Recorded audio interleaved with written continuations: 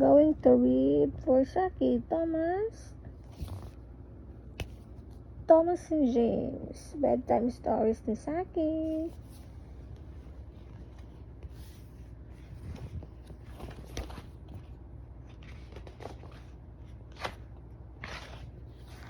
Thomas and James. Every morning, the Pat controller came to the station to catch his train. He always said hello to Thomas the tank engine. Thomas worked hard every day, pushing and pulling all the trucks into the right places. I need to learn all about the trucks to become a really useful engine, Thomas told himself.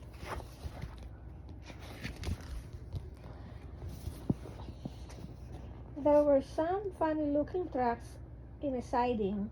There was a small coach, some flat trucks, and a strange thing that his driver called a crane.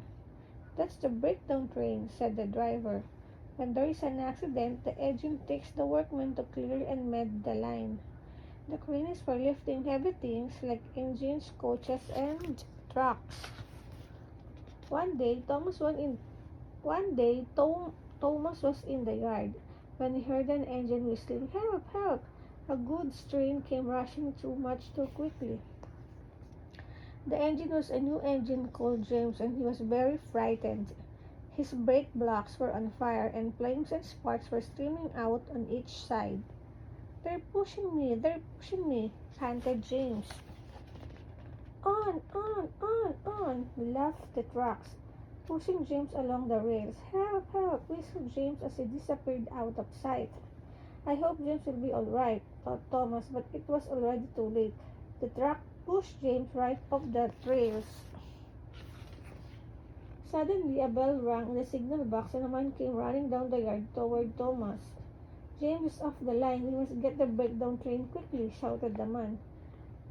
Thomas was coughing on. The workmen jumped into the coach, and off they went as fast as they could. Hurry, hurry, hurry!"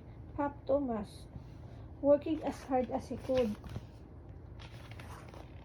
They found James and the trucks on a bend in the line. The brake ban and the last few trucks were still on the rails, but the front ones were piled in a heap next to James. Poor James was looking very unhappy. "I'd like to teach those trucks a lesson," thought Thomas. James' driver and fireman were feeling him all over to see if he was hurt. "Never mind, James," said the fireman. "It wasn't your fault," said the driver. "It was those wooden brakes. We always said they were no good." Thomas used the breakdown train to pull the unhurt trucks out of the way. He worked hard all afternoon, pulling all the other trucks back to the yard as well. This teach you a lesson, Thomas told the trucks. Yes, it will, they said in sad, squeaky voices.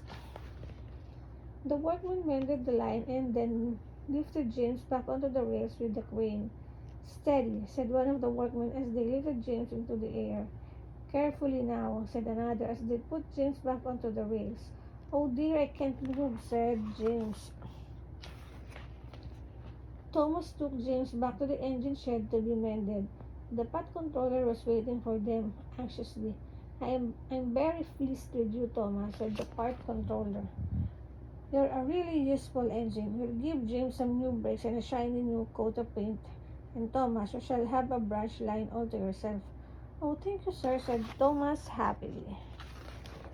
Thomas was very happy to have his very own branch line. He popped proudly backwards and forwards with 2 coaches every day. Best of all, Thomas liked picking up all the passengers at the stations and taking them on their journey. Thomas often saw the other engines at the junction. Some of them stopped to say hello, and some, like Gordon, didn't have time to stop but said, "Poop, poop," as they rushed past. And Thomas always whistled, "Beep, beep," in return.